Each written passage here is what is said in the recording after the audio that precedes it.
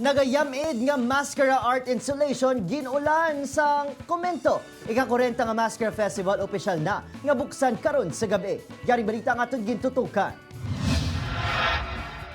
Madamon nga bibig nga pula kag mata nga maluya. Ining itsura sang ginakabig sa iban daw na pusan nga maskara. Ang art installation ang ginbutang sa bandstand sa Bacolod City Public Plaza bilang simbolo sang Ruby Maskara. Ang netizens na #shook dala edit sang ilan na luyagan nga maskara. Bangon sa makomento, si Ruby ginkakas na lang. We already have awakened our people.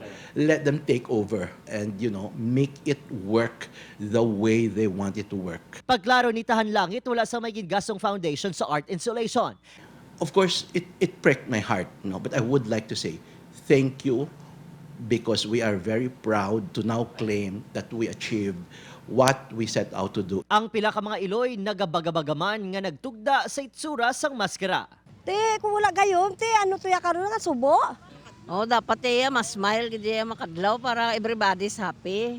Apang may nagkomento nga wala na lang dapat ginkakas si Ruby. Bangod subong nga 2019, nagapangyamid ang ila maskara. Si mangot gid subong kasubo.